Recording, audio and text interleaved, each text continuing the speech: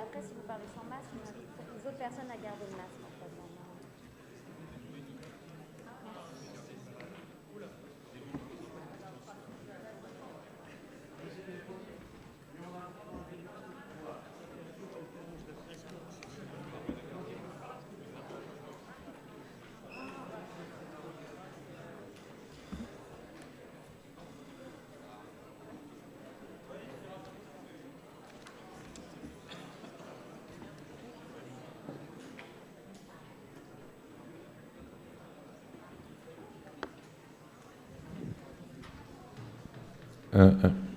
Bien, eh bien, bienvenue pour ce troisième mardi de la mer de notre session académique 2021-2022.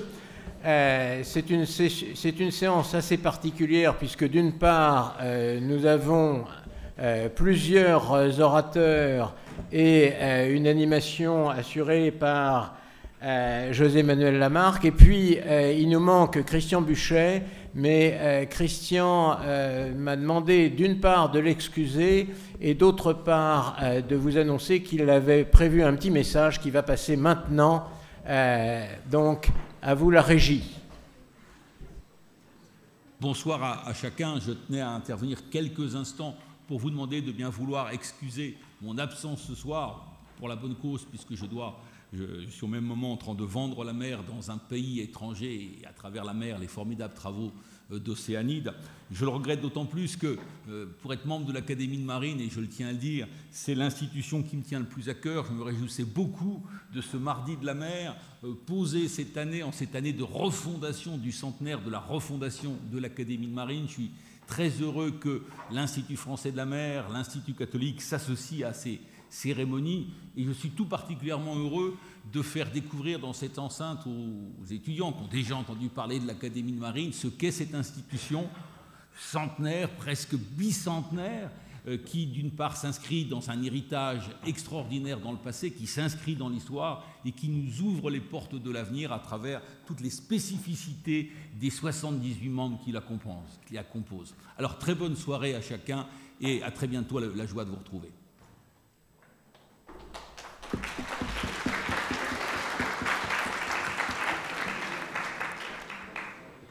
Voilà, alors donc une séance assez particulière puisque notre thème c'est l'Académie de Marine au cœur des enjeux des océans, mais l'objectif de cette session telle qu'on l'a imaginée avec Christian Buchet, c'est que vous tous, les jeunes qui êtes là, pendant les 30 ou 40 ans à venir, tous les matins en vous rasant ou en vous maquillant, vous vous disiez « je travaille pour être à l'Académie de Marine quand ma carrière sera suffisamment avancée ».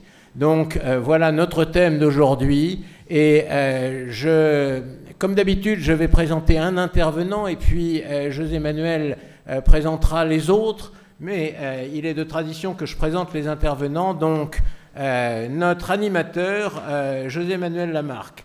Pour faire très court, je dirais simplement, José-Manuel, que vous êtes grand reporter, spécialiste de géopolitique, en particulier de la mer, des océans et des civilisations pan-européennes, que vous êtes auditeur IHEDN et officier de réserve de la Marine nationale.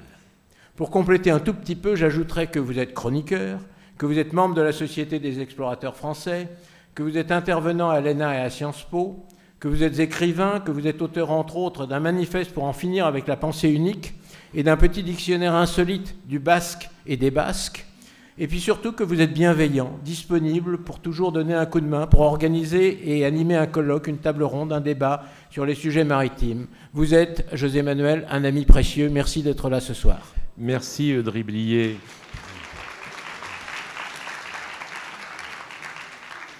Je voudrais bien savoir qui a répondu au coup de fil de Driblier pour avoir dit autant de bêtises. Je ne sais pas qui vous avez appelé, mais il faut que je le rencontre ou la rencontre, hein, parce que franchement... En tout cas, moi, merci beaucoup de m'accueillir à l'Académie de Marine, comme modérateur, bien évidemment. Et eux, bien évidemment, nous allons proposer l'ouverture de ce débat, tout d'abord au président Xavier de Lagorce. Président, parlez-nous de l'Académie de Marine, s'il vous plaît. Je voudrais remercier l'Institut catholique et Christian Buchet et Eudes Riblier de nous accueillir ce soir. Remercier les jeunes qui sont là, enfin en particulier les jeunes, mais aussi les moins jeunes, pour essayer de faire découvrir en quelques dizaines de minutes ce qu'est l'Académie de Marine en 2021. Alors, je suis entouré de deux autres membres de l'Académie qui vous se présenteront, ils vous diront qui ils sont, ce qu'ils ont fait, des parcours tout à fait étonnants, des parcours exceptionnels qui illustrent, et j'espère vous en convaincre, la diversité et des expériences des membres de l'Académie. Alors l'Académie, c'est quoi? D'abord, c'est une société savante. Société savante, comme il y en a un certain nombre, qui a été créée sous Louis XV en 1753. Elle est venue cette création est venue suite aux interrogations, aux inquiétudes que, comment dirais-je, qui interpellaient un certain nombre de marins, d'officiers de marine qui étaient installés à Brest et qui trouvaient qu'on était, sans jeu de mots, au creux de la vague de la pensée maritime. Et donc ils se sont réunis et ils ont travaillé, ils ont réfléchi à ce que pourrait être une politique maritime de la France. C'est un débat que l'on connaît toujours, avec des hauts et des bas, mais c'est un vrai sujet qui a interpellé ces officiers de marine. Et puis, les choses se sont organisées, l'Académie de marine est née et est devenue royale quelques années plus tard, comme nombre d'autres académies. Et puis, il lui arrivera grand malheur en 1793, sous la Convention, où toutes ces académies royales ont disparu. L'Académie, on a tenté, les uns ou les autres, de la recréer au XIXe siècle. Il y a eu plusieurs tentatives, certaines très avancées, et puis les choses ne se sont pas faites. Et ce n'est qu'en 1921 que l'Académie de marine, on a dit tout à l'heure refondée, c'est un mot que j'aime pas trop, ça fait un peu travaux publics, ça fait bâtiment. Je préfère le mot renaissance, puisqu'elle était morte, elle renaît en 1921. Et il y a eu à cette occasion, mais on en reparlera, une grande séance de recréation, de renaissance qui s'est tenue à la Sorbonne, dans l'amphithéâtre Richelieu de la Sorbonne. Et je ne vous dis pas ça par hasard, le 28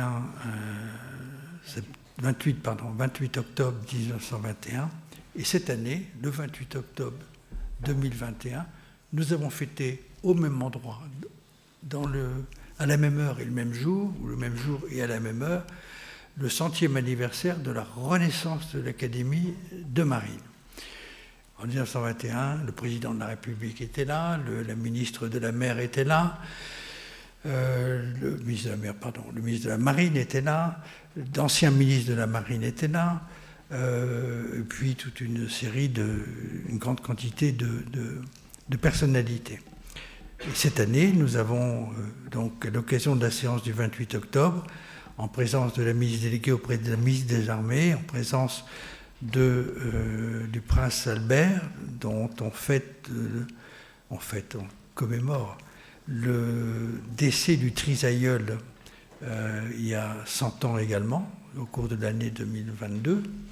Donc il y a une convergence de dates. D'ailleurs, je mentionne que le prince Albert II est par ailleurs membre associé de l'Académie de marine. Et nous avons donc célébré cette renaissance. Alors, l'Académie de marine, c'est, entre guillemets, physiquement quoi? C'est 78 membres, Christian Buchet l'a évoqué, c'est 130 auditeurs permanents, des auditeurs qui sont des personnalités qui se joignent à nos débats, à nos manifestations, donc ces invités permanents. Et puis c'est aussi un chiffre qui oscille selon les temps entre 10 et 20 membres associés qui sont des personnalités étrangères, dont le prince Albert de Monaco. L'Académie est structurée, je crois que c'est important pour essayer de comprendre la suite, est structurée en 6 sections. Vous avez une section marine militaire, qui est essentiellement composée d'amiraux, 4, 5 étoiles, 2 étoiles, mais enfin souvent 4 et 5 étoiles, ancien chef d'état-major, ancien préfet maritime, ancien chef d'état-major des armées, ancien major général des armées, donc des personnalités militaires qui ont une très grande expérience maritime dans leur domaine, et pas seulement maritime, puisque quand on arrive à ces niveaux de responsabilité, on élargit son spectre à la diplomatie, on l'élargit à la politique, on l'élargit à d'autres disciplines qui permettent d'appréhender la chose maritime dans son ensemble. Donc marine militaire. Marine marchande, pêche et plaisance, ça dit ce que ça veut dire. On y trouve naturellement armateur à la pêche, on y trouve armateur au transport, on y trouve des représentants du milieu de la pêche, bien sûr, des représentants du milieu de la plaisance. C'est une section qui, c'est un peu toute comparaison possible, le pendant de la section marine militaire. Nous avons une section navigation océanologie. Navigation océanologie. En particulier avec des océanographes. Nous avons une section sciences et techniques. Sciences et techniques, ce sont des ingénieurs. Et là, multiples polytechniciens, j'en ai un à gauche. Sciences et techniques, il vous en parlera mieux que moi tout à l'heure. Une section histoire, lettres et arts. C'est intéressant parce que vous avez là-dedans des peintres de la marine, vous avez des historiens de la marine, section histoire, lettres et arts. Et c'est un autre milieu, mais c'est une même passion, c'est-à-dire celle de la mer. Et puis enfin, vous avez une section droit économie, vous avez des juristes et des représentants de l'économie, puisque c'est pas à vous que je vais l'apprendre, la dimension aussi bien économique que juridique des problèmes de la mer est évidemment un sujet essentiel et en plus complètement d'actualité. Alors, nos travaux se déroulent comment? Nos travaux se déroulent par des conférences sur un certain nombre de sujets maritimes, bien sûr, avec des conférenciers extérieurs, sous forme de voyages d'études, sous forme de publications, donc de manière à participer à la réflexion sur des enjeux maritimes. Je voudrais insister sur ces deux mots, enjeux maritimes. Quelle est aujourd'hui la mission en 2021, au moment où nous parlons, la mission de l'Académie de marine? C'est de faire mieux connaître, de participer à faire mieux connaître la mer, les océans et leurs enjeux. Alors je dis participer, pourquoi? Parce que s'intéressent à la mer aujourd'hui de multiples organisations, de multiples cercles de réflexion, cercles d'activités. Alors, cette activité, je dirais, le cluster maritime que tout le monde connaît, qui s'est trouvé en 15 ans une place éminente dans le domaine de l'équipement maritime. On a l'Institut français de la mer, on a des think tanks comme ça, on a naturellement le Centre d'études stratégiques de la marine, on a des universitaires.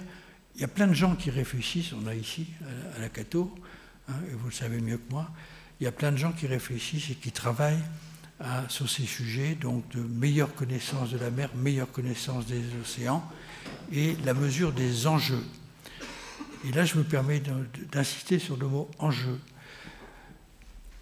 Je suis très frappé par une chose, que j'aurais tendance à appeler le triple salto. Le premier salto, je l'ai évoqué dans les années 1750, une marine qui n'existait pas ou qui n'existait plus et qui, en tout cas, était très insuffisante par rapport au rayonnement que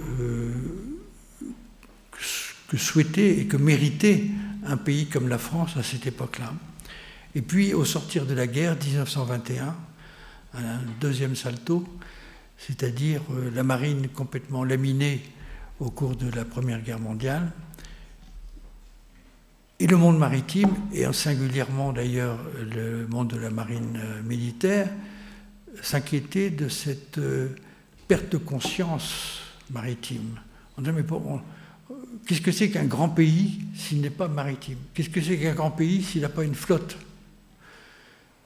Et ils se sont battus pour ça, et ça a été un travail, une démarche importante qui a été engagée à partir de 1921. Et puis, puisqu'on est en 2021, qu'est-ce qu'on entend aujourd'hui? Moi, je suis extrêmement frappé par ça. D'abord, on a un président de la République, vous savez, il y a 2 ans maintenant, 2019, qui, à Montpellier, avait déclaré « Le XXIe siècle sera maritime ».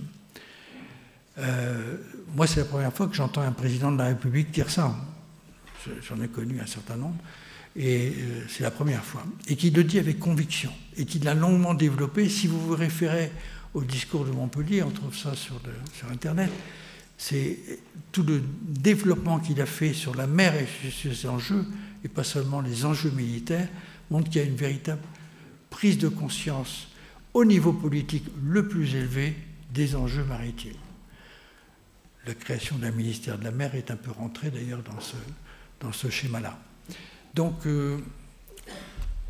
et à l'occasion de la séance anniversaire du 28 octobre, le président de la République nous a délivré un long message de reconnaissance, d'encouragement, en disant allez-y avec tous vos partenaires qui labourent, si j'ose dire, le terrain maritime, allez-y avec la jeunesse, avec ceux qui ont plus d'expérience, avec les différentes composantes, les différents métiers, les différentes façons d'entrer dans le domaine maritime.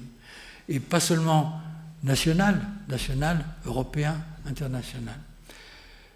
Les marins qui sont là, parmi nous, pourraient vous dire que des problèmes maritimes français, on peut avoir une politique maritime française, bien sûr.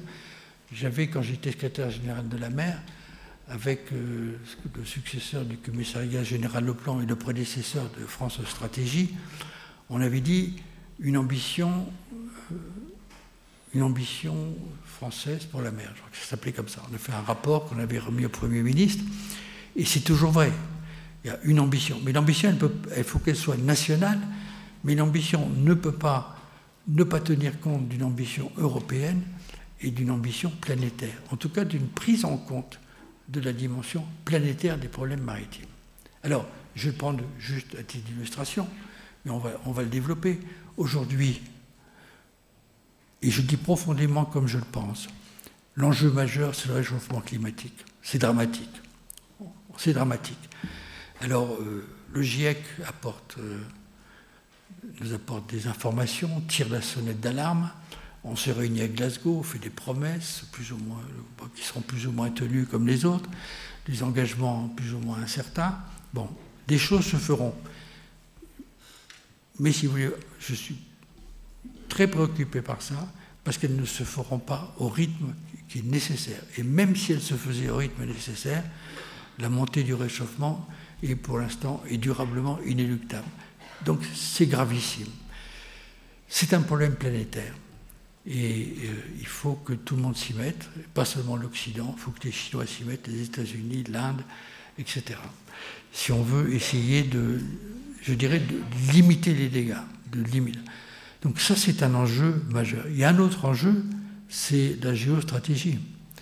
Alors, d'autres en parleraient mieux que moi. Chez nous, la section marine militaire, qui d'ailleurs va organiser au mois de janvier un colloque, une rencontre, on appelle ça une rencontre, au Val-de-Grâce, sur le sujet de la géostratégie.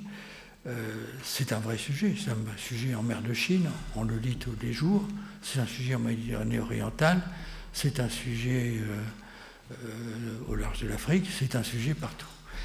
Donc, la géostratégie, et c'est pour ça d'ailleurs, j'ai écouté attentivement le chef d'état-major de la marine quand il est venu ici, il a fait un exposé extrêmement brillant. Et qu'est-ce qu'il nous a expliqué? Et c'était le plus légitime à expliquer ça, c'est de dire donnons-nous les moyens. Donnons-nous les moyens. Or, aujourd'hui, nous n'avons pas les moyens. je ne vous dirai pas les confidences qu'il a pu me faire comme ça, en tête à tête, mais il y a une vraie inquiétude des marins sur... alors on peut parler de la surveillance de nos zones exclusives, bien sûr, et avec quels moyens. On peut parler de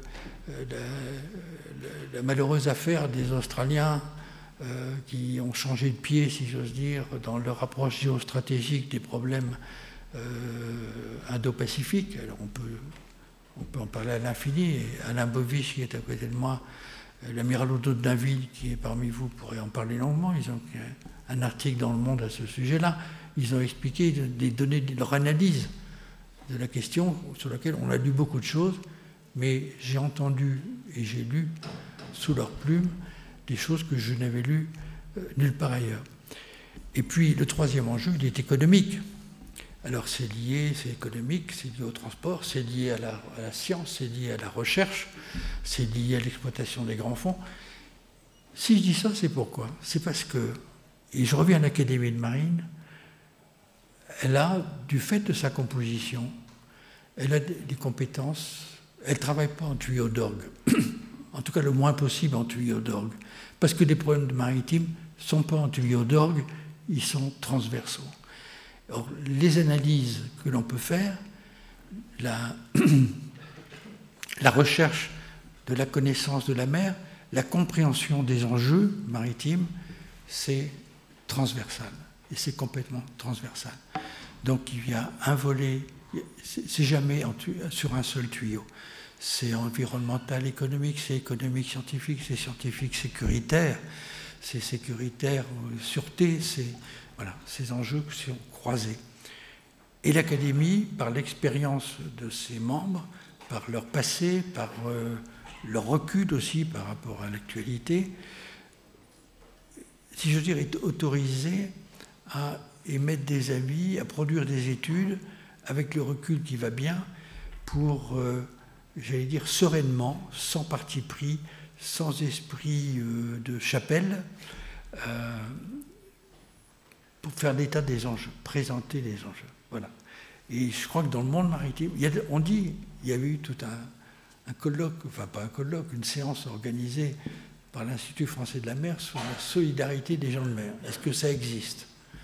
Alors, on ne va pas rentrer là-dedans parce que c'est un vrai débat et je peux vous en parler pendant longtemps. J'ai été président des sauveteurs en mer pendant 5 ans, 6 ans même. Solidarité des gens de mer, je sais ce que ça veut dire, mais je sais aussi ce que ça ne veut pas dire. Donc, eh bien, on a vu à ce moment-là, si vous voulez, comment dirais-je, l'intérêt de cette solidarité, et les gens de mer, en tout cas ceux qui réfléchissent, ceux qui travaillent, ceux qui essaient d'identifier les problèmes, d'identifier les solutions, la solidarité joue. C'est-à-dire aucun de ces organismes n'est propriétaire, personne n'est propriétaire de la mer. Et personne n'est propriétaire voilà, ce que c'est que la mer. Et moi je dis que, et moi je dis que, et moi je dis que. Non, c'est pas comme ça que ça se passe. C'est transversal. Voilà un petit peu ce que je voulais vous dire en ouverture. L'Académie aujourd'hui a...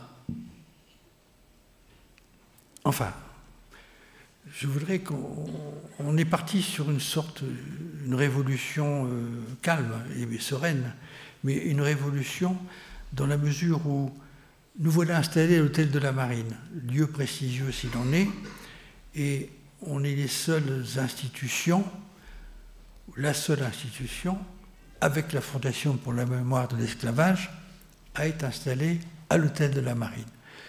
Ça résulte des travaux de la commission Giscard d'Estaing et propositions qui a été validée par les 2 présidents de la République suivants, y compris l'actuel. Donc c'est un lieu emblématique, j'allais dire, qui donne ouvert sur la ville et qui est un magnifique endroit pour, en s'appuyant sur la mémoire, je suis trop long, je vais m'arrêter. Bon, mais je le dis avec enthousiasme parce que c'est vrai. Et puis le deuxième ferment de cette, entre guillemets, révolution de velours,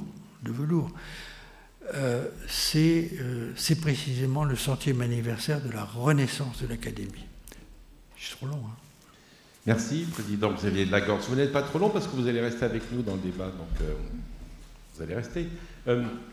Petit point très important, pourquoi la France, pourquoi l'Académie de la mer? Il ne faut pas oublier que la France est le 2e territoire maritime au monde, hein. C'est 11 millions de kilomètres carrés.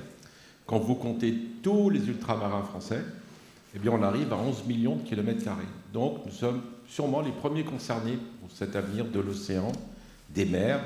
Vous avez parlé des grands défis environnementaux, on va en parler, de l'économie bleue, la géostratégie, la géopolitique des mers aussi, peut-être le concept de l'océanosphère. Si j'aimerais un petit peu parler de l'Académie de marine avant de présenter nos intervenants, ce que j'ai compris, c'est qu'elle est incontournable dans le débat maritime parce qu'elle se saisit des grands problèmes du moment, mais ce qu'il faut comprendre, c'est que c'est une société scientifique, mais elle n'est pas confidentielle, c'est pas hermétique, c'est ouvert à tout le monde. Voilà.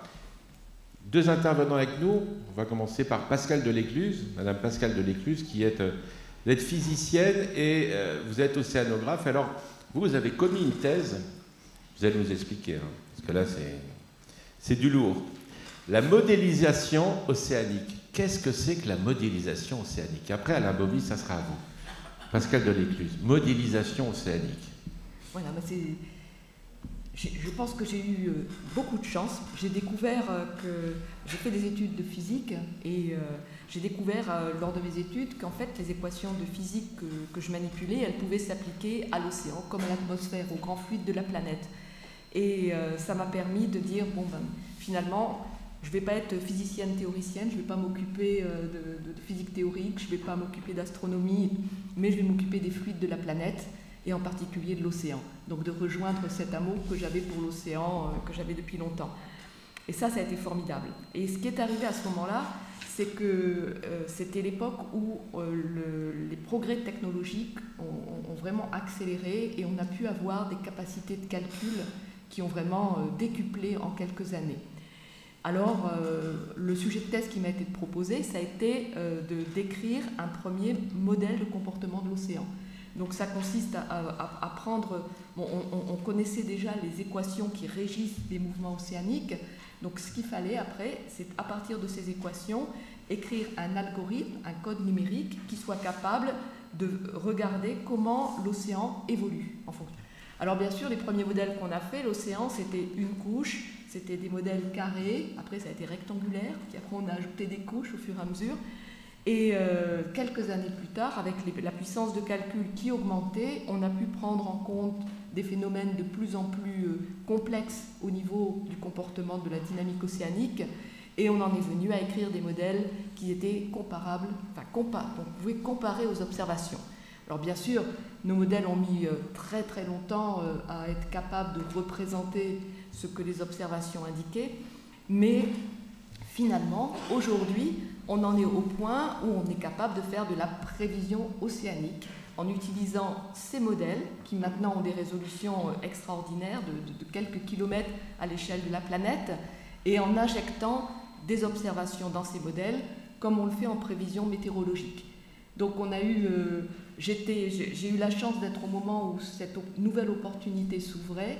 J'ai créé une équipe de recherche qui a développé un modèle d'océan. Et ce modèle d'océan a servi de base au modèle de prévision océanique qui est aujourd'hui utilisé au niveau européen. Oui, il faut rappeler que vous êtes membre du CNRS, vous avez aussi été à la tête de Météo France, on peut nous parler de la météo. Dans quelle section de l'Académie êtes-vous? Alors, oui, je suis dans la section de navigation océanologie. Océanologie. Océanologie. On va y revenir. À côté de moi, il y a le vice-président de l'Académie de marine, Alain Bovis. Alors vous n'aimez pas qu'on parle de vous, mais c'est ce qui fait votre charme et votre intérêt. En réalité, bon, vous êtes ingénieur, vous êtes ce qu'on appelle un X-mer, vous avez fait Polytechnique, vous êtes un architecte naval et aussi un chef d'entreprise. Hein, vous avez dirigé des entreprises donc, de construction navale militaire, spécialiste des sous-marins. Dans quelle section êtes-vous, Alain Bovis? Alors, je suis naturellement dans la section sciences et techniques qui rassemble un certain nombre d'ingénieurs au sein de l'Académie. Alors, nous avons on a 3 thèmes dans un seul thème, le temps que nous allons passer ensemble grâce à l'Académie marine. Les grands défis environnementaux de l'océan, mais tout ça est concomitant à l'économie bleue, parce que l'économie bleue, c'est l'économie de la mer, l'économie des océans, l'économie de l'avenir, justement, dans ce secteur-là. Et puis, la géostratégie, moi, j'y recollerai un petit peu aussi la géopolitique, parce que les premiers maîtres de la géopolitique au XIXe siècle avaient dit que celui qui détient les mers détient le monde. Comment vous voyez ça, Alain Bovy? Je commence par vous. Bien, écoutez, ces trois sujets sont étroitement imbriqués, puisque bien évidemment la mer est un milieu essentiel pour notre économie, pour notre vie du quotidien. 80% du commerce mondial se fait par la mer. 97% des liaisons Internet se font sous la mer par des câbles sous-marins. Donc la mer est essentielle à notre économie et à notre vie quotidienne. Mais cette mer, il nous faut aussi la protéger. Et pour la protéger, il faut la connaître. D'où les travaux scientifiques d'océanologie en particulier. Et puis tout ça, forcément, ça crée des tensions. Des grandes tensions et des tensions qui sont à venir et que l'on entend, que l'on prévoit. La submergence d'un certain nombre de territoires dans l'avenir va créer des tensions encore plus fortes. Donc, les problèmes géopolitiques et géostratégiques sont aussi imbriqués. Donc, on ne peut pas aborder un problème parmi ces 3, et on pourrait en citer d'autres, mais parmi ces 3, on ne peut pas aborder un seul problème sans considérer les 2 autres. Donc, voilà pourquoi une vision transverse et multidisciplinaire est absolument nécessaire pour comprendre et maîtriser ces enjeux. Et vous avez raison en disant que c'est l'actualité, parce que normalement, le 12 décembre, nous avons un référendum en Nouvelle-Calédonie, qui pour l'instant est refusé par les partis indépendantistes. Mais la Nouvelle-Calédonie, quand on parle aux responsables de la Marine nationale en Nouvelle-Calédonie, ils nous parlent de son travail sur ce territoire maritime immense, parce que c'est le Pacifique. Mais attention, dans le Pacifique, eux travaillent avec les Australiens, justement, pour le contrôle de cette partie du Pacifique. Donc voilà, là, il y a un enjeu politique. On ne sait pas ce qui va se passer, mais ça montre bien, justement, que les enjeux géopolitiques, géostratégiques de l'avenir vont être très importants. Alors, je vois le président qui commence à s'avancer du micro. Je tiens à vous dire une chose, il prend la parole quand il veut. C'est normal, c'est le président. Mais si vous permettez, président Xavier de Lagorce, il faudrait demander à Pascal Delécluze, justement, pour vous, ces 3 thèmes que nous abordons. Très vite, dans la connaissance de l'océan, on s'aperçoit que aborder l'océan, ça demande à parler avec tout un tas d'autres mondes. Au niveau des grandes campagnes océaniques, aujourd'hui, la plupart du temps, elles sont conçues au niveau international. Donc là, on est obligé de le faire en alliance avec d'autres pays. On doit réfléchir ensemble.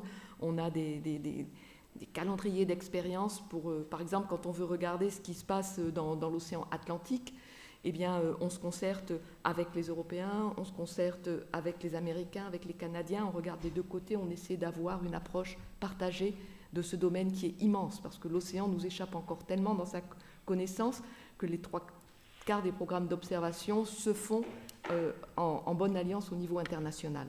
Alors bien sûr, on est quelquefois un peu rivaux, mais au niveau des moyens d'observation, au niveau des moyens de compréhension, il y a vraiment un partage qui est extrêmement important. Donc l'océan, stratégiquement, il est au cœur de nos débats. Et ce que l'on voit aussi, c'est que, et ce qu'on a vu, je parle là de mon expérience personnelle, c'est qu'on ne pouvait pas comprendre l'océan, que l'océan physique. Il fallait considérer également sa chimie, sa biologie, tout le vivant qui était imbriqué dans l'océan. Et au-delà, il fallait comprendre l'atmosphère, parce qu'il communique constamment avec l'atmosphère. Il fallait comprendre également les surfaces continentales, parce qu'il reçoit des surfaces continentales, tous ces flux en matière d'eau, de matière et tout. Donc on est obligé d'avoir une expérience qui est totalement transversale, et transversale au-delà de la science, de tous les usagers, également utilisateurs, qui marquent l'océan, qui le transforment sous nos yeux, et il faut tenir compte de tous ces facteurs-là pour arriver à en comprendre le comportement. Alors justement, le transversal, je prends 2 exemples, la COP21, la COP26. On a attendu la déclaration pour la mer, la COP26. La COP21, il y a longtemps maintenant, on avait quelque part oublié l'océan. C'est un monsieur qui s'appelle Francis Valla, qui était monté au créneau en disant « Mais dites donc, l'océan, il ne faut quand même pas l'oublier. » Justement, dans cette transversalité, quand on étudie l'océan, je travaille, moi, dans les questions maritimes. Alors, il y a les scientifiques, il y a les économistes, il y a les ingénieurs, les juristes, les hommes d'affaires, bien sûr, les chefs d'entreprise, les transporteurs, etc. On note une chose dans cette défense de l'océan sur son futur, pour l'environnement, pour l'économie bleue, pour la géostratégie. Question à Xavier de Lagorce. Êtes-vous d'accord quand Jacques Rougerie, l'académicien et architecte marin, même sous-marin, quand il dit il y a des terriens et des terriennes, il y a des mériens et des mériennes? La formule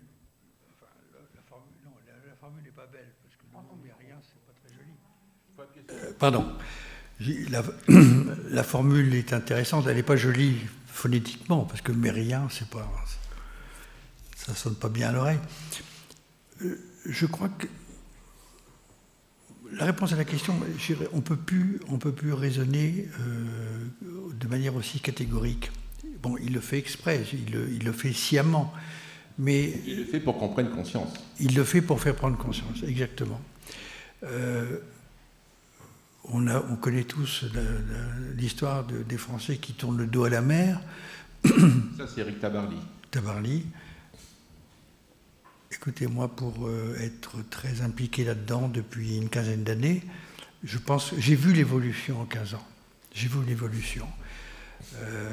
Les Français, on ne peut plus dire que les Français tournent le dos à la mer, et sauf à être démenti, je ne pense pas que les jeunes aient le dos tourné à la mer. L'aurait-il que ce serait préoccupant?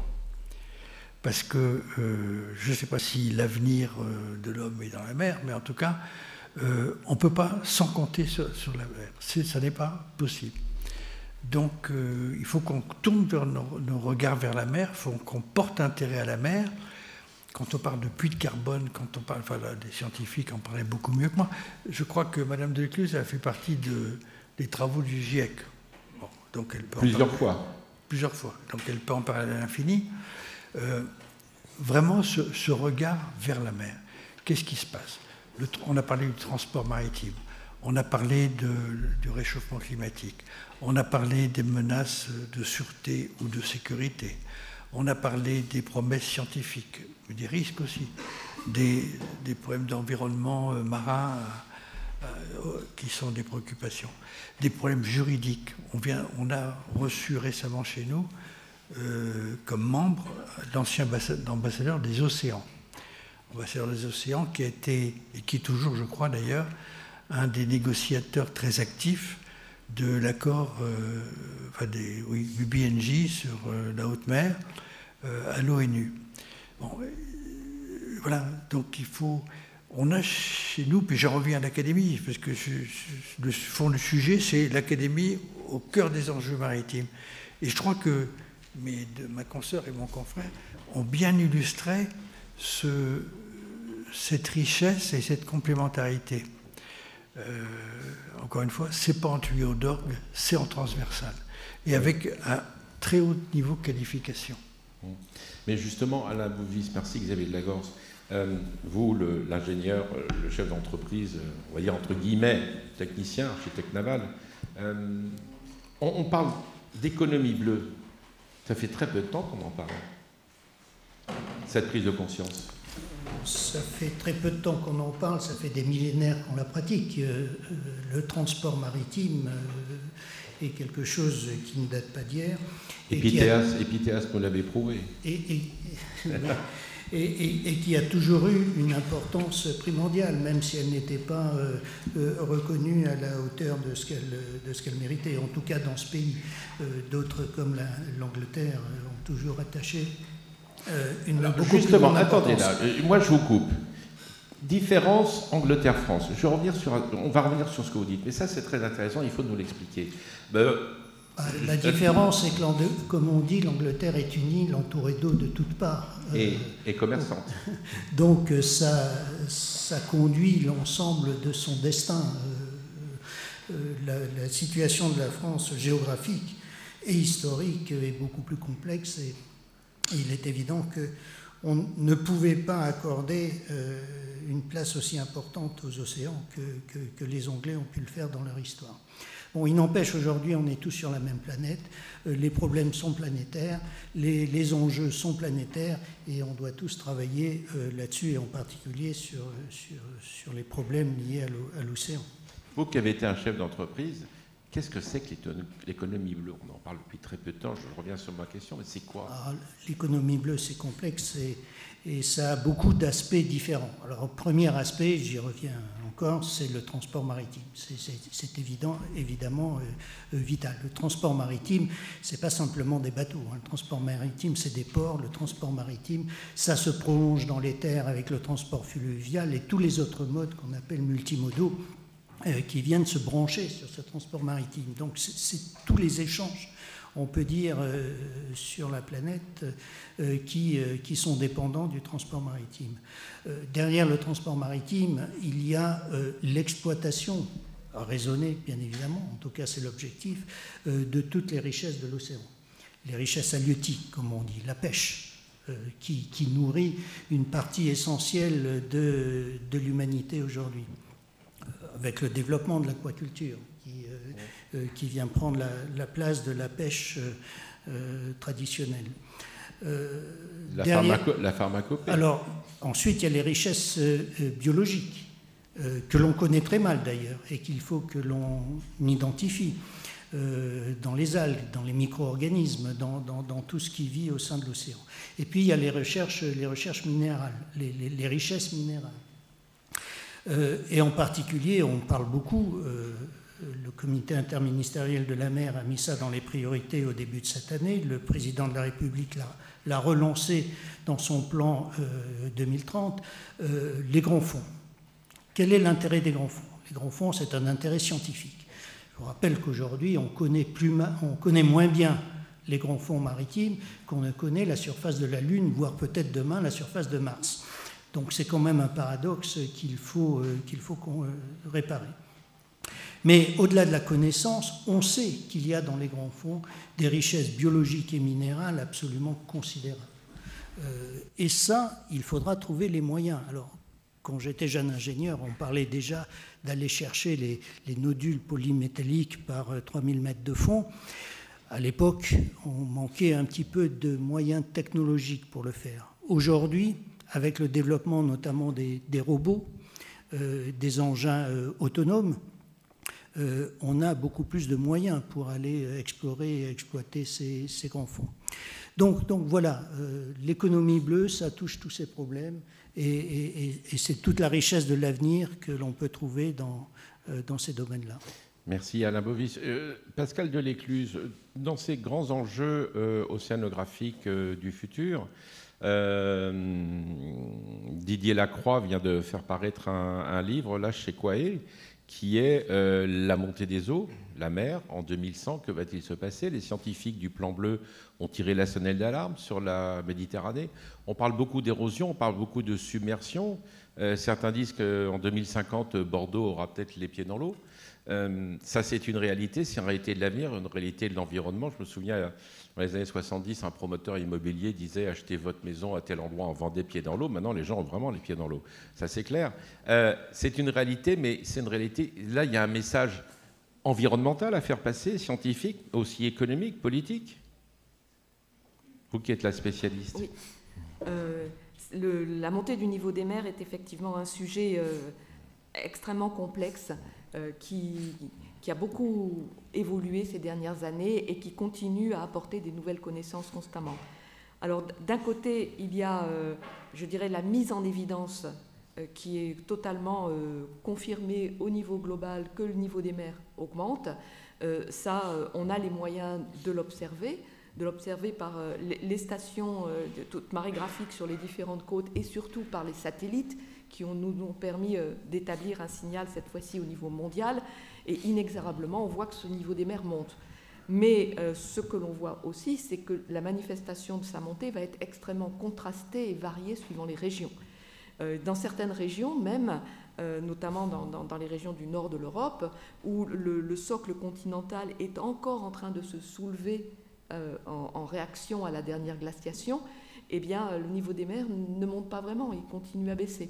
En revanche, dans certaines îles ou dans certaines régions, on pourra avoir des îles qui seront totalement submergées, comme ça peut être le cas dans certaines îles du Pacifique. Dans le Pacifique, justement. Oui. Mais nous, par exemple, en France, c'est une évidence, il y aura montée des eaux. Il y aura montée des eaux. Je prends montée des eaux et érosion. Hein, souvent, ça va te perdre, parce que je prends un exemple.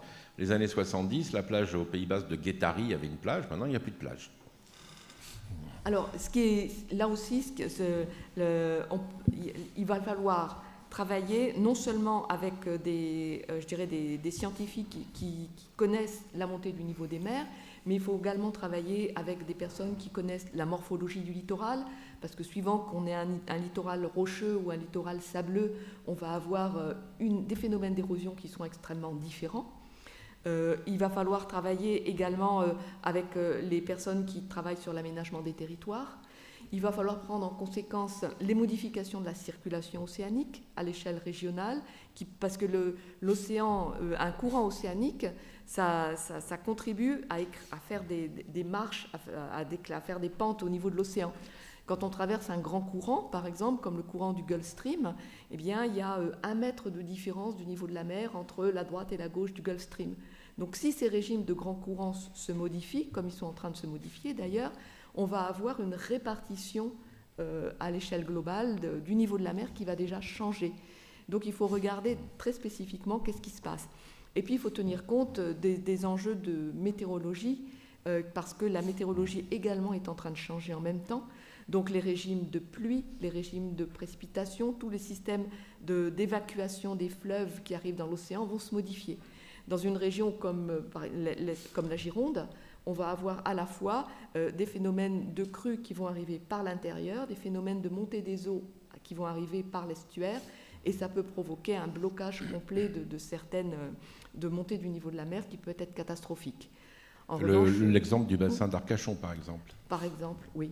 Oui, je sais. Mais ça va beaucoup plus loin, parce que, hormis la question scientifique, votre observation, etc., quand vous parlez de l'aménagement du territoire, je ne sais pas, peut-être en 2050, 2060, on va dire peut-être à des propriétaires de maisons, à des villages, on va vous reculer. Vous ne pourrez pas rester là, vous aurez les pieds dans l'eau. Là, ça va engager les juristes, parce qu'au niveau de la propriété, on va dire, mais attendez, moi c'est ma maison, c'est mon terrain, comment je vais être reconnu? Qu'est-ce que vous allez me donner? Comment ça va se passer? Et qui plus est, pardonnez-moi, je prends encore 20 secondes, le dernier phénomène Covid, beaucoup de Parisiens sont partis sur la côte. Énormément de gens ont acheté le long de la côte atlantique. Mais maintenant, il y a une sorte de mur, d'immeubles, etc. Alors qu'il va falloir reculer tout le monde. Comment va-t-on faire? Oui. Ça aussi, ça va être un vrai problème. Oui, ça va être un problème grave, parce que c'est le même problème qu'on a dans les inondations ou le niveau de la... effectivement, il faut laisser la place à l'eau dans les endroits où l'eau va monter. On ne pourra pas faire ériger des digues sur toutes les côtes françaises. Il y a des endroits où il va falloir accepter un retrait, accepter que la mer reprenne sa place, Donc effectivement, il va falloir travailler à ce moment-là avec des juristes, avec des aménageurs pour regarder qu'est-ce qu'on peut laisser comme place à la mer et dans quels endroits il va falloir fortifier pour être sûr de maintenir le niveau. Et certains spécialistes disent que la digue n'a jamais été une solution.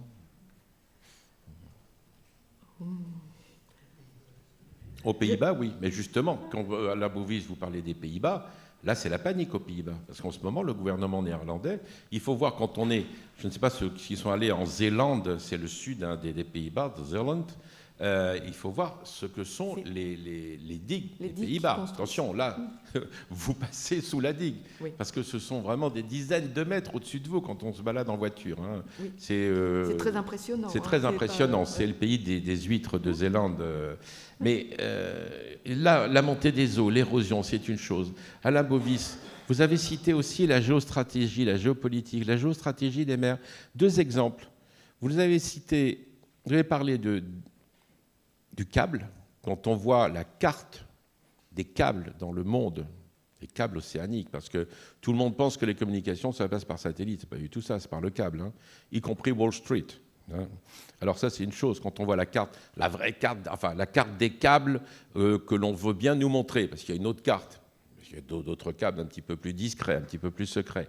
Je prends ça, on est dans la géostratégie, on est dans l'intelligence économique, dans la communication, bien sûr. Ça, c'est le premier exemple. Après, je vais vous laisser partir tranquillement avec votre micro. La marine chinoise.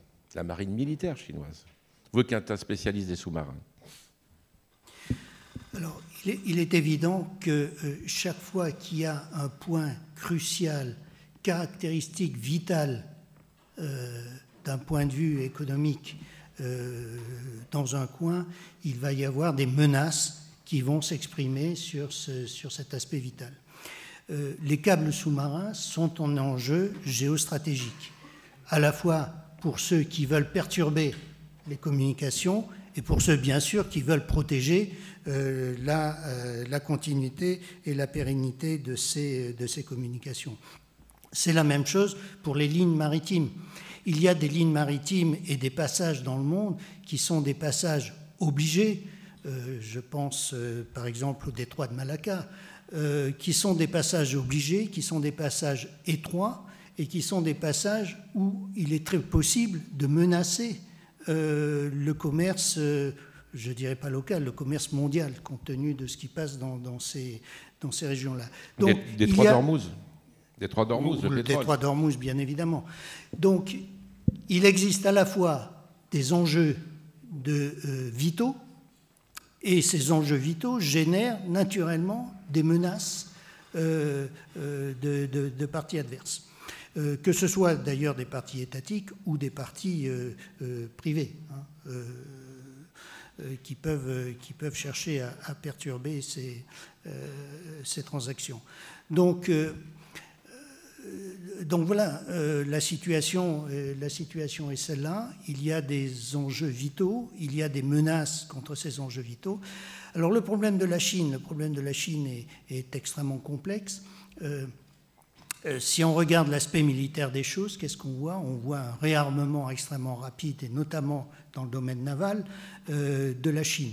Ce réarmement inquiète beaucoup tous les voisins régionaux, y compris l'Australie, on en a eu l'illustration très récemment, qui eux-mêmes cherchent à s'armer pour se protéger contre ce qu'ils pensent être une menace impérialiste ou économique de la Chine lorsqu'elle se dote de tels moyens navals. D'un autre côté, si vous regardez la Chine, on essaie de se mettre, ce qui est très difficile, je le reconnais, dans la tête d'un Chinois, et notamment du premier d'entre eux, c'est un pays qui, de façon endémique, meurt de faim. C'est un pays, 40% de la population mondiale, 20% des terres agricoles. C'est un pays qui a besoin, ne serait-ce que pour survivre, des communications maritimes. Et comme il ne s'agit pas seulement de survivre, mais se développer, et qu'aujourd'hui, il y a 400 millions de Chinois qui ont un niveau de vie à peu près comparable au nôtre, et 1 milliard qui restent dans la pauvreté, le développement est vital. Et donc, pour se développer, ils doivent faire de l'industrie, ils doivent commercer, ils doivent gagner des devises et des ressources. Et donc, le commerce maritime est absolument vital. Vital pour survivre, vital pour se développer, vital pour maintenir la paix intérieure. Et donc, ce pays ne peut pas accepter d'être privé de ces lignes de communication maritime. Donc voilà, on a là tous les ingrédients d'une crise majeure que l'on voit se développer sous nos yeux et dont on ne sait pas ce qui va en advenir. Et là, je me remets à de plus grands spécialistes pour essayer d'analyser comment les choses pourraient évoluer. Mais on a vraiment les ingrédients d'une nouvelle guerre froide, ça on le sent venir, mais qui est une guerre froide qui est un petit peu particulière. Elle n'est plus idéologique, elle est vraiment économique. Et tout le monde se menace, tout le monde monte en tension de plus en plus. On peut espérer que dans ce contexte économique, l'affrontement direct soit très difficile, voire impossible, comme ça l'était au temps de la guerre froide nucléaire. Mais personne n'en sait rien. Et un accident est toujours possible. Mais justement, peut-être à Xavier de Lagorce, quand Alain Bovis parle du transport maritime, du commerce maritime, sous Magellan, on l'avait déjà compris, transporter par bateau, ça coûtait moins cher que par voie terrestre. Entre Magellan et Marco Polo, on a vu la différence. Aujourd'hui, c'est toujours pareil. Le transport maritime, il est primordial. Vous avez dit 80% et peut-être quelquefois à 97%. Et après, on reviendra sur la science, Madame de l'Écluse. Xavier de Lagorce, on se rend compte que ce transport maritime, ça n'a pas changé. C'est toujours moins cher que le transport terrestre et encore moins cher que le transport aérien. Donc c'est vital pour l'ensemble de l'économie mondiale. Moi, j'ai une expression très simple, parce que ces chiffres-là sont connus. Le transport maritime, c'est l'aorte de la mondialisation. Donc tout ce qui peut perturber d'une manière ou d'une autre le transport maritime est lourd de risques très, très graves le cas échéant. C'est l'aorte. Et sans aorte, le cœur ne bat plus. Et après, je vous en prie. Non, je voulais revenir d'un mot sur... On a très vite évoqué la Nouvelle-Calédonie. C'est un endroit qui m'est cher parce que j'y suis allé de nombreuses reprises, à des titres divers. C'est un vrai sujet aujourd'hui. Et on a chez nous l'un des membres de l'Académie, c'est l'ancien haut-commissaire en Nouvelle-Calédonie. Donc il connaît par cœur les problématiques du territoire. Il faut relier ça à les tensions dans l'Indo-Pacifique. Il faut se dire que dans mon esprit, c'est la route de la soie, non pas à l'ouest, mais à l'est. Donc, plutôt à l'ouest. Et que si le référendum tournait à, comment dirais-je, changer la donne politique, on aurait réussi à se faire. Parce que la Nouvelle-Calédonie, c'est pas seulement du nickel, c'est aussi une sorte de porte-avions comme ça qui est posé au large dans le Pacifique. Donc par rapport à nos zones de compétences, notre zone économique exclusive, c'est un enjeu majeur. Juste une petite réflexion sur ce qu'ont dit Pascal Deleuze et Alain Bovis. Moi je suis président de l'Académie de Marine, parce que c'est comme ça, c'est un épiphénomène. Mais j'ai vraiment le sentiment d'être un pépiniériste de plantes rares. Vous voyez ? Vous êtes le nôtre de la marine. On va dire ça comme ça. Je suis un pépiniériste de plantes rares. Et c'est cette institution, c'est cette organisation qu'il faut sans cesse renouveler, comme renouveler le sang, trouver les compétences, et la complémentarité des compétences, de manière à ce qu'on puisse participer à la connaissance, je me répète, mais c'est fondamental, à la connaissance de l'océan et à la connaissance des enjeux maritimes. Quand j'ai quitté le secrétariat général de la mer, j'avais fait dans une très belle publication de la Marine nationale, j'avais trouvé cette expression que j'aimais bien. Demander aux chercheurs, faire parler l'océan. Faire parler l'océan. J'ai ça, notamment, je pensais à l'IFREMER, je pensais au CNRS, mais vous l'avez bien illustré. Et aujourd'hui, l'océan, si on l'écoute, il parle, d'une manière ou d'une autre. Donc et c'est là où Cousteau s'était trompé, il faut quand il nous avait parlé l'océan. du monde du silence. Oui. Alain Bovis, vous, l'ingénieur, on a parlé de ce transport maritime qui est vital, l'aorte, comme dit le président de la Gorse. Mais cette aorte, il faut la faire vivre avec notre époque. Donc, dépollution, décarbonisation, on est dans la motorisation. On parle de motorisation maintenant avec du gaz. Après, on parle aussi de l'hydrogène, peut-être plus tard. On a de plus en plus, parce que c'est vrai que ça existe, c'est la création française, et ça c'est bien. On a des start-up qui fonctionnent au transport vélique, le transport à voile. La motorisation, c'est vital dans ce transport, pour l'environnement marin. Alors, d'abord, il faut savoir qu'à la tonne transportée, le transport maritime est de très loin le moins polluant de tous les modes de transport. Que ce soit l'avion, que ce soit le train, que ce soit peut-être la voiture à chevaux, c'est équivalent, mais soyons sérieux. Ceci dit, comme 80%, voire plus, du commerce mondial se fait par voie maritime, au total, le transport maritime émet des polluants de façon tout à fait significative. Et il faut donc les réduire. Alors, sur un certain nombre de polluants, l'OMI, l'Organisation maritime internationale, s'est attachée à édicter des règles qui entrent progressivement en vigueur depuis quelques années pour réduire les composés soufrés, pour réduire les composés azotés dans les émissions. Bon. Mais aujourd'hui, il y a un autre problème, c'est le CO2. Et les hydrocarbures qui sont utilisés traditionnellement dans la propulsion des navires émettent des hydrocarbures. Enfin, leur combustion émet des hydrocarbures, émet du CO2.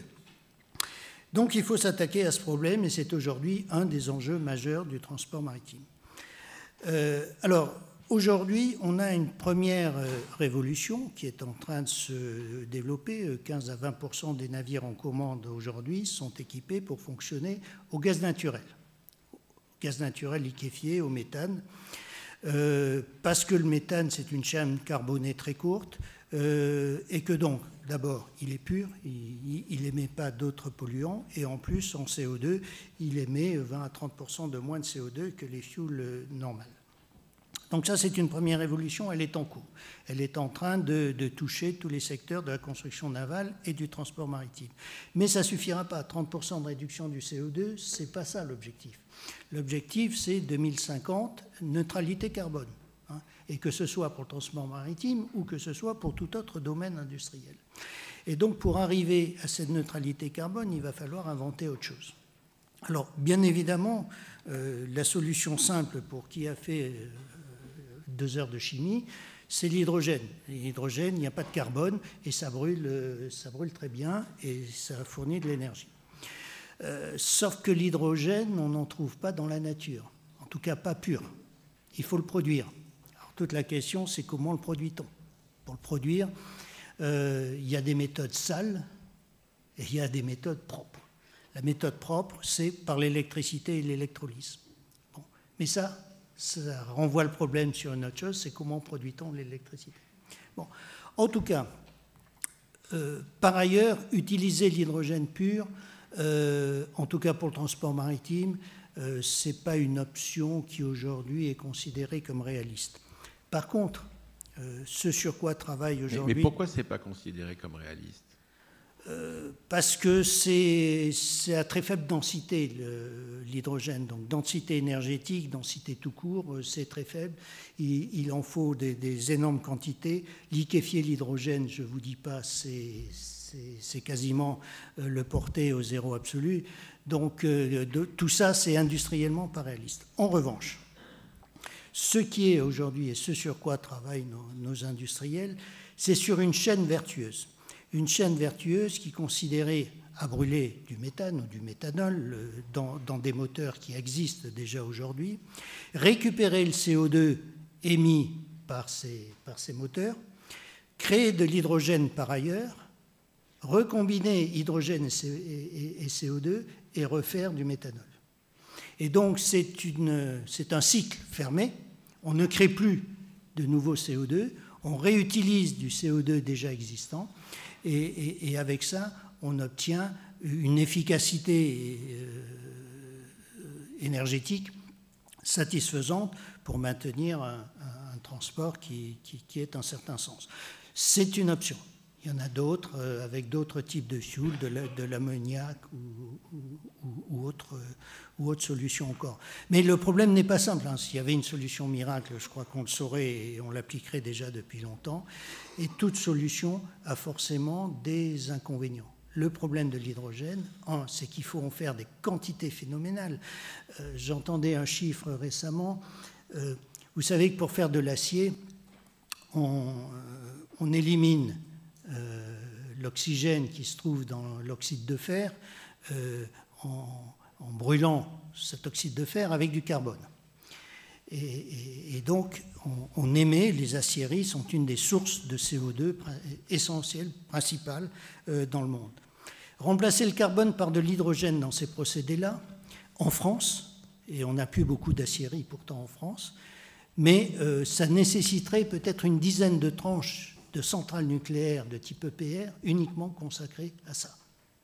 Donc vous voyez que la solution hydrogène n'est pas une solution tout à fait évidente, parce que l'hydrogène a besoin d'électricité et qu'on reporte le problème sur la production d'électricité par ailleurs. Voilà, donc on réfléchit aujourd'hui, on travaille à ces problèmes-là dans tous les domaines, des laboratoires, des industriels, cherchent des solutions.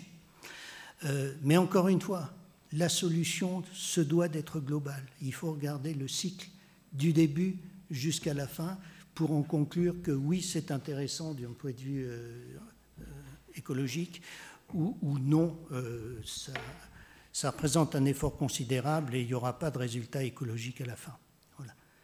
Voilà le genre de sujets absolument passionnants qui sont vos sujets, parce que c'est vous qui allez trouver les solutions et votre génération, mais on y travaille. Oui, c'est ce que je voulais dire, vous y travaillez quand même un petit peu quand même. Hein. Oui, ah ben, bien sûr. Bah oui. Madame de l'Écluse, vous, c'est l'océanographe, la physicienne. On dit toujours que l'océan, les mers, le fond des mers, des océans, on ne connaît que 10% de la vie. C'est-à-dire qu'on ignore 90%, c'est vrai ? Oui. Le fond des océans demeure quasiment inconnu. La vie, c'est les poissons, les mammifères marins, les plantes, je ne sais pas, le plancton, etc. La vie, la vraie vie, on ne connaît que 10% seulement encore aujourd'hui. Moi, les dernières... Moi, j'étais frappée quand il y a eu les dernières missions océanographiques dans l'océan Pacifique, où on a commencé à regarder tout ce qu'il pouvait y avoir, faire des bilans de ce qu'il y avait dans les eaux de surface. On en connaît effectivement très, très peu. Et au fur et à mesure qu'on met des filets à plancton dans l'océan, qu'on ramasse des échantillons, on se rend compte qu'il y a toute une diversité de vie qu'on ne connaît pas, qu'on n'a jamais explorée. Et l'océan reste le grand inconnu. Et cette vie est en fait une vie extrêmement mobile.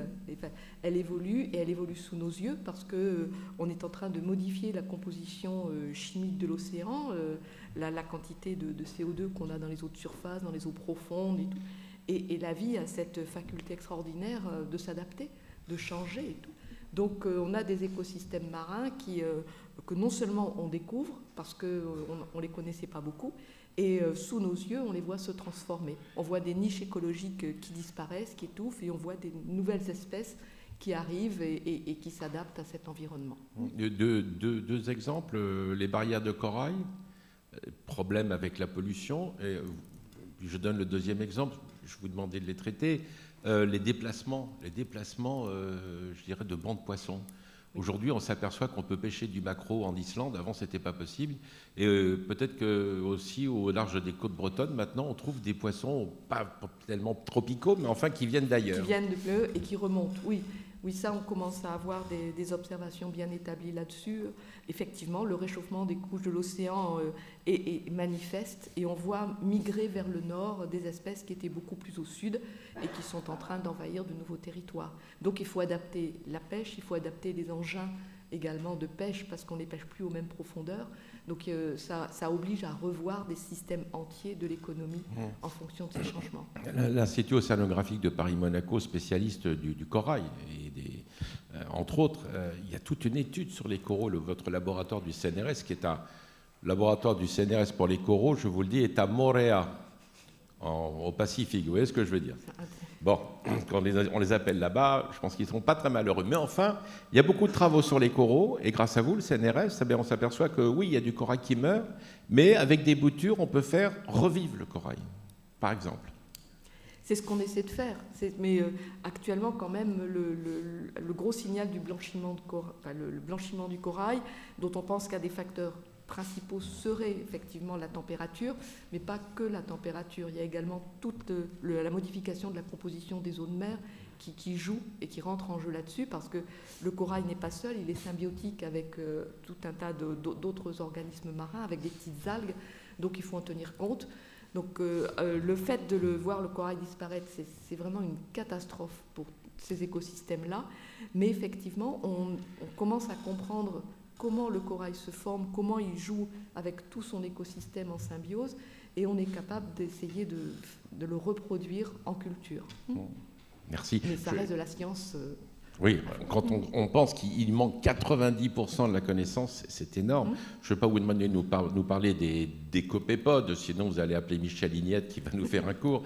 Mais vous, Alain Bovis, l'économie bleue, la protection de l'environnement, si on parlait des énergies marines renouvelables, vous avez parlé du nucléaire tout à l'heure. Aujourd'hui, c'est une réalité, ces énergies marines renouvelables. Ça fait partie de l'économie bleue. Les principes applicables pour récupérer de l'énergie des mers, on les connaît bien. Il y en a beaucoup de moyens différents. C'est l'énergie de la houle, c'est l'énergie des courants marins, c'est l'énergie thermique, la différence de température entre la surface et le fond à 1000 mètres de fond. Tous ces systèmes-là, sur le papier, fonctionnent très bien. En tout cas, la théorie est indiscutable. Après, il faut les mettre en œuvre. Il se trouve qu'aujourd'hui, il y a encore quelques années, tous ces systèmes étaient un petit peu sur la table et beaucoup de monde s'agitait là-dessus. Aujourd'hui, il semblerait qu'on se concentre un petit peu sur une technologie qui est l'éolien. Bon, il y a aussi un petit peu de solaire en mer, dans la mesure où la mer offre des très grandes surfaces disponibles, pense-t-on. Mais c'est surtout sur l'éolien en mer. Alors, l'éolien en mer est aujourd'hui déjà très développé, notamment en Europe du Nord, en Allemagne, au Danemark, en Écosse. Il y a de grandes fermes d'éolien. Donc, technologiquement, on maîtrise. Je dirais même presque économiquement, on maîtrise les prix au kilowattheure. Depuis un certain nombre d'années, ont considérablement baissé et on peut dire qu'économiquement, aujourd'hui, c'est une technologie compétitive. Simplement, couvrir les littoraux d'éoliennes, alors... Ça ne va pas le faire, hein. Ça ne va pas le faire. En mer du Nord, je vais être méchant, c'est moche, donc on risque rien. Mais sur nos côtes bretonnes ou normandes, il y a aujourd'hui pas mal d'opposition qui s'élèvent là-dessus. Mais pardonnez-moi, il y a éolien fixe et éolien flottant. Alors, effectivement, l'idée, c'est de rejeter un peu plus loin en mer les éoliennes. Alors, comme la profondeur augmente, on ne peut plus les fixer au fond, donc on doit imaginer des systèmes d'éoliennes flottantes, ce qui technologiquement est quand même un petit peu plus compliqué. C'est ce sur quoi on travaille aujourd'hui. Je crois que la politique pluriannuelle de l'énergie prévoit un certain nombre de champs à développer dans la décennie en France. On n'est pas très en avance là-dessus, mais enfin, c'est lancé. Bon, on verra bien. En tout cas, les problèmes technologiques restent à résoudre. On n'a pas d'expérience là-dessus, ou très très peu. Il y a une seule éolienne flottante prototype et de petite dimension qui a été testée à Saint-Nazaire. C'est la seule expérience aujourd'hui que l'on ait, au moins en France. Lorsqu'on va laisser à 30-40 km des côtes ce genre d'engin en espérant qu'il va survivre pendant une trentaine d'années malgré tout ce qui peut arriver en termes d'état de mer, de tempête ou autre, avec une maintenance qui doit rester raisonnable et abordable. Donc tout ça reste à éclaircir. Et donc aujourd'hui, on ne peut pas dire que oui, c'est la solution, on va développer ça de façon gigantesque. Il faut qu'on fasse notre expérience là-dessus. Comme dans les années 70, on a fait notre expérience avec les plateformes offshore. On a construit, notamment en mer du Nord, à l'époque, un certain nombre de plateformes offshore qui, au bout d'un certain temps, ont commencé à se casser les unes après les autres. Simplement, on avait mal appréhendé le dimensionnement. On avait dimensionné ces plateformes pour résister à ce qu'on appelait la vague centenaire, c'est-à-dire une vague dont la probabilité était d'arriver une fois par siècle, et on s'est aperçu qu'elle arrivait quasiment tous les ans. Donc il a fallu redimensionner tout ça, et on a résolu les problèmes. Maintenant, les plateformes offshore... Et les hydroliennes, parce qu'il y a des tests en Angleterre sur l'hydrolienne. Alors l'hydrolien, c'est encore un peu plus compliqué, parce que l'hydrolien, ça doit fonctionner sous l'eau. Et sous l'eau, c'est très compliqué. Il y a des problèmes en plus de corrosion, il y a des problèmes de tenue mécanique, c'est un peu plus difficile. Et le problème, c'est que là encore, comme il faut un minimum de vent pour qu'une éolienne soit rentable, si j'ose dire, il faut un minimum de courant pour qu'une hydrolienne soit rentable. Et en Europe, il n'y a que 2 sites qui ont ces caractéristiques-là, un en Écosse précisément, oui, et un autre près de Cherbourg en France. Le Raz Blanchard. Le Raz Blanchard, pour ceux qui connaissent. Courage pour y naviguer. Voilà.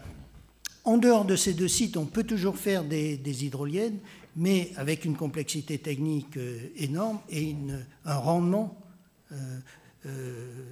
relativement faible et décevant. Et voilà.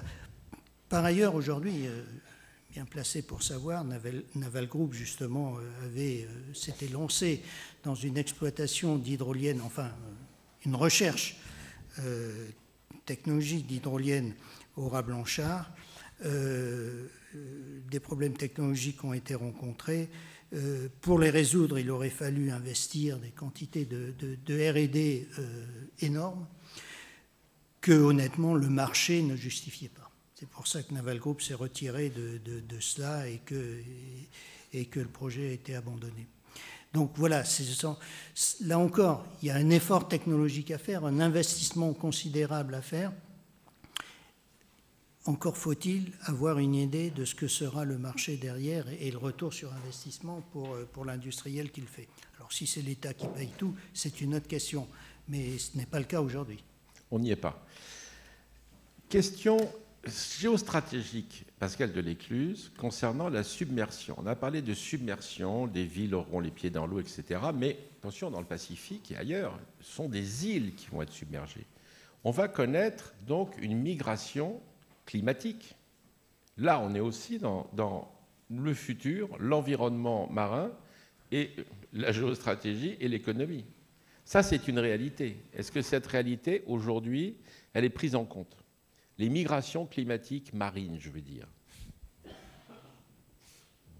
Le réflexe qui vient de me dire, qui me vient à l'esprit, c'est de dire, bon, il y a des îles du Pacifique qui, effectivement, vont être submergées.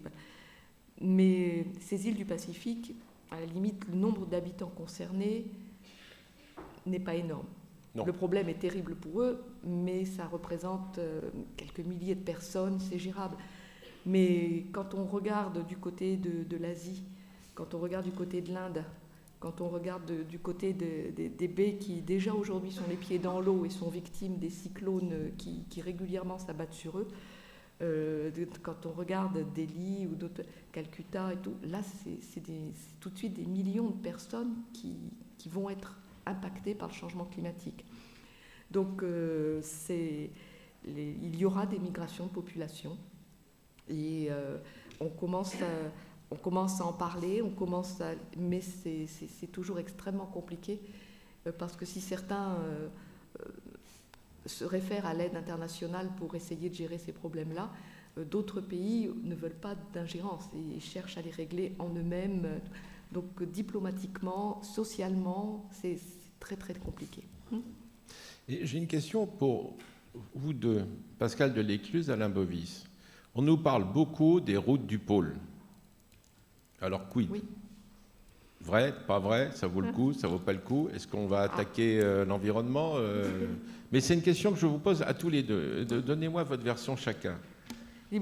Différentes sections de l'Académie de Marine. Physiquement, ce que l'on constate, c'est que chaque année, la couverture en glacé polaire diminue. Donc pendant des décennies, c'était impraticable de passer le pôle Nord parce que le pôle Nord était toujours englacé. Depuis quelques années, on s'aperçoit qu'il y a des chenaux qui commencent à s'ouvrir à l'est comme à l'ouest et qui permettent de contourner l'amas de glace du pôle Nord. Donc on sait que les eaux polaires vont devenir libres de glace.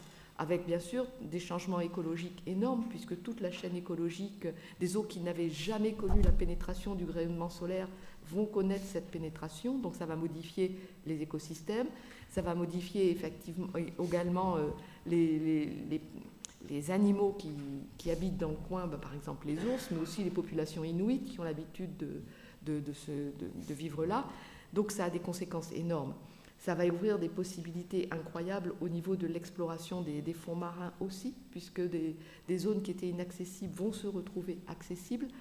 Donc après, est-ce qu'on y va ou pas? Qu'est-ce qu'on fait? Le choix, il est à ce moment-là économique et politique. Mais nous, en tant que physiciens, ce que l'on voit, c'est qu'effectivement, les chenaux vont être ouverts. Et l'ingénieur, que dit-il? Ça vaut le coup ou pas au niveau de la navigation?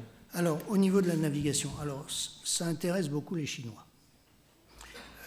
Parce que Shanghai-Rotterdam, par la route du Sud, ça doit être quelque chose comme 28 000 km, par la route polaire, c'est 15 000 km. Donc ça réduit considérablement la distance et donc les temps de trajet, etc. Et d'ailleurs, ils ont déjà fait quelques transports par cette route-là. Chez nous, en France, notre grand transporteur, troisième transporteur mondial de conteneurs, CMA-CGM, a dit qu'il ne se développerait pas sur cette route-là. Pourquoi? Oui, certes, la glace va se retirer au moins une partie de l'année, et donc, en théorie, on peut passer par là. Ceci dit, c'est une route qui reste une route extrêmement risquée. Il n'y a aucun port sur cette route. Il n'y a aucun moyen de maintenance. Vous avez une avarie au milieu de l'Arctique, qui va venir vous secourir? On est au nord magnétique, là. Hein. Oui. Donc, ça demande à équiper des navires de façon extrêmement complexe, extrêmement complète. Et finalement, est-ce que le jeu en vaut la chandelle? C'est pas démontré. Et en tout cas, je vous dis, le meilleur exemple, c'est CMA-CGM qui a dit non, moi, ça ne m'intéresse pas de passer par cette route-là. Ils avaient même retrouvé les livres de bord de commandants de marine marchande d'avant-guerre qui s'étaient risqués. Ils avaient repris ces livres de bord, et justement dans une grande conférence qui s'était tenue à l'Amphifoch, à l'école militaire, j'ai dit pas question, ça ne nous intéresse pas du tout. Moi j'ai une dernière question avant de passer la parole et poser une question au président de la Corse. On a parlé de science, on a parlé d'économie, on a parlé d'environnement, on a parlé de stratégie, de géopolitique pendant une heure. Tout ça, il y a le politique, il y a les élus locaux, il y a le fonctionnement des États, des régions, etc. Et que ce soit pour les scientifiques, que ce soit pour les politiques, que ce soit pour nous-mêmes, il faut de l'argent. Est-ce que l'argent bleu existe? Monsieur Bovis. Là, vous me déstabilisez. Là. Ah non. Bon, on n'avait pas préparé ensemble, hein. Mais il faut bien de l'argent. Est-ce qu'il y a des financiers bleus? Est-ce qu'il y a des investisseurs bleus, des gens qui sont spécialistes de l'art mer et qui sont des financiers, des grands argentiers? C'est comme dans tous les domaines. Prenez l'exemple de l'espace. Il y a quelques décennies, l'espace, c'était le domaine des États. Et encore, des États, ils n'étaient pas nombreux. Hein. Les États-Unis, l'URSS à l'époque, et un peu l'Europe. Aujourd'hui, ce sont des entrepreneurs privés qui se lancent dans l'espace. Les Elon Musk et autres milliardaires qui financent aujourd'hui la recherche, qui financent les investissements industriels et qui prennent en main la conquête de l'espace. Pour ce qui est de l'océan, je pense qu'on assistera sans doute au même domaine. Aujourd'hui, il faut que les États s'y investissent. Il faut que les États s'y investissent dans tous les domaines. Les grands fonds, c'est les États qui vont investir là-dedans. Tout ce qui est connaissance, recherche, protection de l'environnement, c'est aux États de le faire. Mais je suis sûr que dans quelques années, aller exploiter des nodules polymétalliques dans le Pacifique, ce seront des intérêts privés qui le feront. J'espère réguler par tout ce qu'il faut pour que ça se passe de façon acceptable. Mais ce n'est pas les États qui vont organiser cette industrie-là. Donc, l'investissement privé, il arrivera, et il arrivera dès qu'un retour sur investissement sera envisageable. En attendant, et parce qu'il faut avancer, et parce qu'on a des défis à relever, c'est aux États de le faire. Merci Alain Bovis, c'était la question au chef d'entreprise. Merci à Pascal Delécluze. On va passer aux questions de la salle avec une remarque. Président de la Gorse, en 1 heure, avec tous ces sujets que nous avons abordés, c'est ça l'Académie de Marine. Oui, c'est ça l'Académie de Marine. Moi, ce que je souhaiterais simplement, c'est que, et très modestement, c'est qu'à travers ces échanges, on puisse être convaincu qu'il y a des savants, il y a des sachants et des savants qui réfléchissent à tous ces problèmes majeurs. Et que ces savants et ces sachants, il faut que la mer soit un lien intergénérationnel. Il y a des savants, des sachants qui ont une expérience, un savoir, etc. Il faut le mettre au profit des nouvelles générations et répondre aux attentes des nouvelles générations. Apaiser leurs inquiétudes s'il y en a, répondre à leurs questionnements. Donc il y a une solidarité intergénérationnelle qui peut jouer à travers la mer et à travers la connaissance de la mer et la connaissance des enjeux de la mer. Et ça, c'est notre mission, en quelque sorte, c'est notre responsabilité. Merci à vous, Président de la Gorse. On va passer aux questions de la salle. 2 micros pour vous. Alors, s'il vous plaît, vraiment question, pas remarque et réflexion. Oui, je me souviens à l'époque, quand j'étais à Matignon avec Xavier de la Gorse. Non, vraiment question, s'il vous plaît. Alors, on commence par quelques questions, effectivement.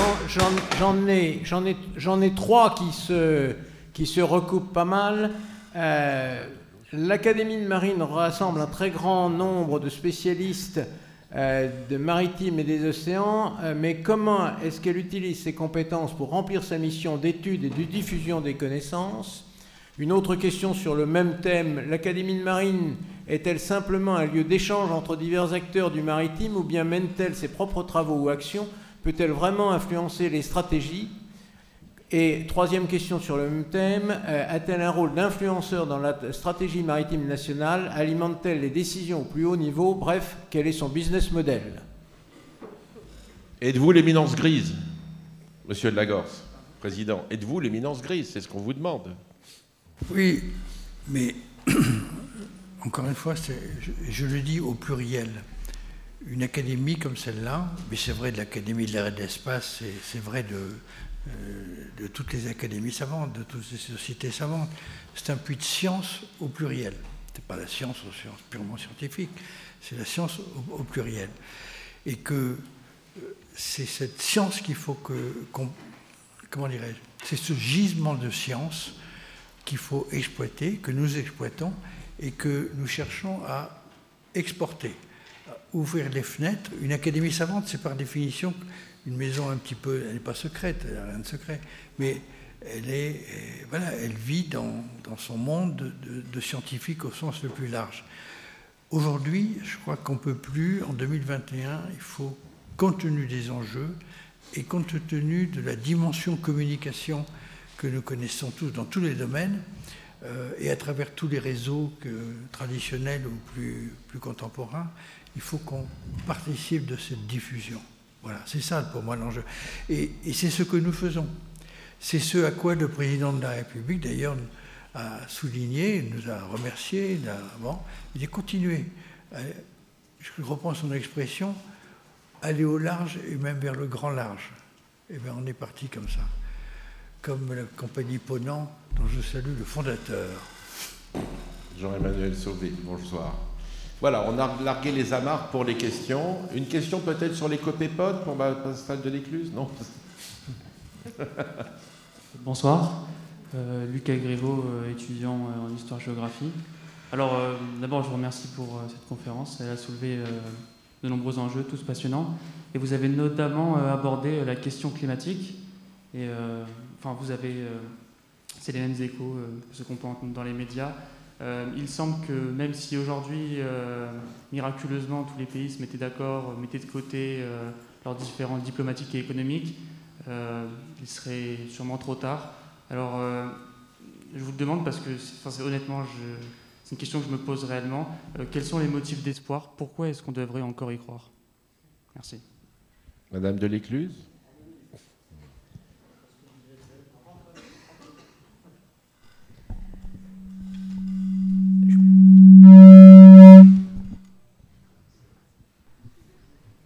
Excusez-moi, je ne sais pas ce que j'ai... Non, je pense que c'est extrêmement important de conserver l'espoir. Ça passe. Allez-y, allez-y. Si oui. Non, je pense que c'est vrai que quand on regarde ce qui se passe au niveau du réchauffement climatique, le réchauffement climatique est important, a vraiment continué sur sa lancée et qu'aujourd'hui, 90% de la chaleur du réchauffement est emmagasinée dans l'océan. C'est les conséquences du réchauffement climatique, on commence à les appréhender, on commence à les voir, mais je pense que l'humanité a des capacités d'adaptation extraordinaires. Je pense qu'il faut arriver à s'adapter en tenant compte que le réchauffement va continuer, mais que ça voudra dire qu'il va falloir trouver des nouveaux tournants, des nouvelles manières de gérer l'humanité, de gérer une société, parce qu'on ne pourra pas rester avec nos façons de faire, avec les moules tels qu'on les a aujourd'hui dans nos sociétés. Donc on a beaucoup à bâtir et à réfléchir sur le futur, et on peut le faire ensemble. Merci à vous, Pascal Delécluse. Une autre question ? Une question ici. Philippe Henrat, section Histoire, Lettres et Arts. Pardonnez-moi d'être iconoclaste. Il y a quelques années, l'Académie avait organisé un voyage au Canada. J'y ai participé et l'avion passait au-dessus de la pointe sud du Groenland. J'ai regardé par le hublot et j'ai vu de la glace, de la glace, de la glace. Et je me suis rappelé qu'il y a 800 ou 900 ans, il y avait là, au même endroit, des villages, des fermes, des pâturages, des champs cultivés. À la même époque, la vigne poussait en Angleterre et en Irlande. Alors, j'en viens à me demander si ce réchauffement climatique qu'on nous présente comme un cataclysme inédit n'est pas tout compte fait un retour au statu quo du XIIe ou du XIIIe siècle. Bon, Vous avez de la chance ce soir, Pascal Delécluse, hein, c'est pour vous les questions. Oui, oui. Bon, l'épisode chaud médiéval, effectivement, est bien documenté. Maintenant, il faut vraiment faire la différence entre un signal dont on doit démontrer qu'il est mondial, parce que je ne pense pas que ce signal, à cette époque-là, était mondial, d'un signal qui est aujourd'hui de réchauffement climatique, qui vraiment couvre toutes les régions du monde, et on peut démontrer qu'il est mondial. Alors, on est capable, comme je dis, je pense qu'on est capable de s'adapter à tout. Mais le problème qu'on a aujourd'hui, c'est que le changement se fait vite et nous demande de modifier des habitudes qu'on a inscrites dans des générations et tout. Bon, la France, par exemple, suit, donc si le signal de réchauffement climatique est de l'ordre de 4 degrés, eh bien, la France, en gros, elle en aura en moyenne 2 degrés. 2 degrés, ça ne semble pas énorme, et pourtant 2 degrés, c'est un chiffre qui demande de revoir ce que l'on va faire comme agriculture, comme foresterie, donc ça va modifier les activités sur l'ensemble du territoire. Il faudra en tenir compte. Les régimes hydrologiques vont également changer, donc il faudra en tenir compte. Et tout ça, ça demande des solutions d'adaptation qui se construisent sur des dizaines d'années, parce qu'il faut du temps pour y arriver. On ne change pas les terres comme ça, on est obligé de changer les gens, les mentalités, les sociétés pour le faire. Voilà, il est l'heure un peu dépassée, mais tout de même une dernière question qui nous vient de nos auditeurs distants. Pourquoi l'Académie de Marine ne fait-elle pas partie de l'Institut France ? Si on est dans les questions qui fâchent. Non, ça ne fâche pas du tout. On nous l'a demandé, on l'a dit pas maintenant. Si, moi j'ai une dernière question. Qu'est-ce qu'il faut faire pour entrer à l'Académie de Marine, président de la Gorse ? Il faut être candidat. Il faut être méritant. Voilà. Mais là, je m'adresse à des jeunes, parce que les anciens, ils connaissent. Voilà. Mais juste pour terminer, c'est une très belle institution, c'est une très belle organisation qui a un potentiel formidable. Et en vous quittant, je vais retourner dans ma pépinière. Merci à vous, Xavier Delagorce, président de l'Académie de Marine. Merci à Pascal Delécluse. Et merci à Alain Bovis, le vice-président. Voilà, je vous demande encore une minute, simplement pour vous rappeler notre prochain mardi de la mer, l'aquaculture, une clé de l'alimentation humaine demain, mais laquelle? Avec Benoît Vidal-Giraud, expert des filières des produits de la mer, c'est le 23 novembre ici. Et puis je voudrais, en votre nom à tous, remercier encore l'Académie de Marine et ses représentants ici, ainsi que José-Manuel Lamarque, de nous avoir ainsi montré comment l'Académie de Marine, c'est un triple salto que l'on fait jour après jour. Donc merci à l'Académie de Marine et aux académiciens de savoir faire et de nous apprendre à faire ce triple salto. Merci. Merci Eudes.